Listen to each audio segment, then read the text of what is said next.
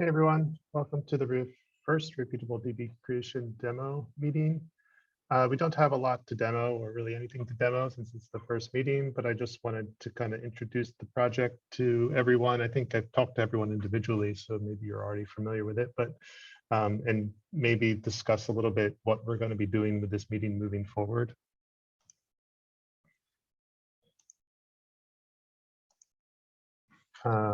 So first is that I moved the scope from the Google Doc to the parent Epic. And if you have any questions about the scope or if there's anything you disagree with, just let me know. And we can probably change this as we go. It's not like it's set in stone, or comment on the Epic. Number 3, just wanted to set up some goals for next week. I want to close out the planning Epic. I want to create kind of a very basic pipeline, which will be just the scaffolding of what it's going to look like for running Terraform and Ansible. And we won't probably have all of the infrastructure created, but at least like to get like a couple nodes built and a very basic like no-op Ansible run, just so that we have everything in place for people to contribute. Also, I've talked to everyone individually about using Omnibus. This is something that I wasn't thinking we were going to use, but then talking to some people, it was like, well, maybe we should try it. So I'm kind of just kicking this can down the road a bit. It sounds like what we'll do is we'll do a quick POC. If we run into any roadblocks or we think that there are good reasons not to use Omnibus, we're just not going to use it. And we'll just see where it takes us. And I think most importantly, the reason why I like to try Omnibus is because I think it's going to make things easier for us. If it doesn't make things easier for us, then I don't see any reason to use it.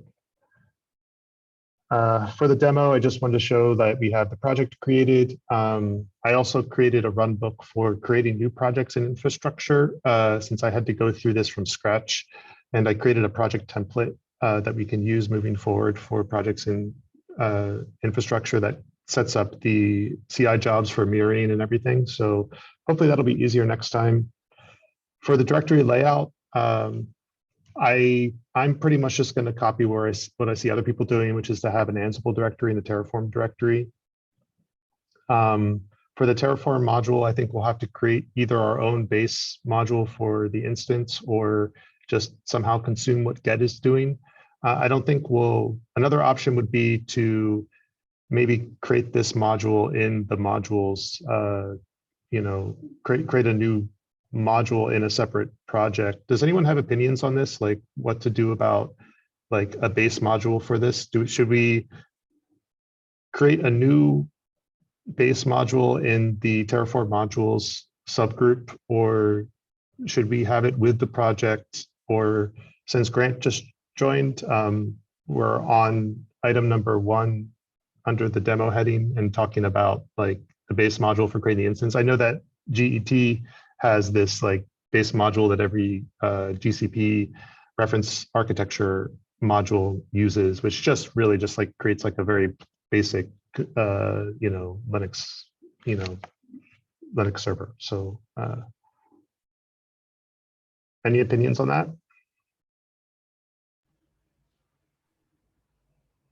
If not, then I guess we'll. I can give some of my thoughts if you want.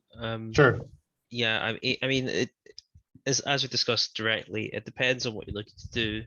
If you're just wanting to set up a VM like what we're doing, then you probably will get pushback. Like Sid has got a bugbear around recreating effort when it's maybe not required. Mm-hmm. So you might get some pushback. But if you're doing something that's different and unique, then you have justification there to go off and do something on your own, I guess. So that's just the calculation I think you need to consider, I guess. Yeah, I think the thing that if we look at, for example, this module, I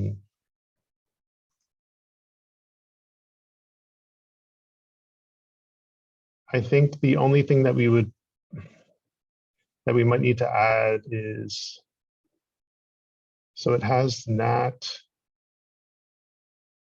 like assigning to specific subnets maybe, and how subnets are created. We're going to need to like link that together.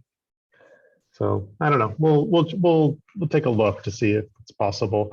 I think like, yeah, I agree. Like it's bad to just like repeat work that's already done, but there's also, at least for this like base server module, there's just not a lot to it, right? Yeah, I mean, for the AWS side, with Project Horse, they are going to have to go off and do some subnet stuff because that's actually a requirement for AWS for some features to work correctly. And Yeah. I do wonder if we can in the future switch to more dedicated subnets, or we have Get to create those subnets instead.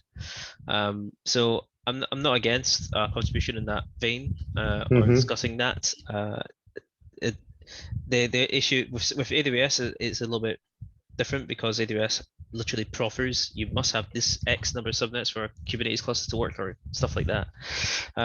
Whereas in other cases, it's just the fear of being too opinionated about something, which will, everyone may want to don't have their own design.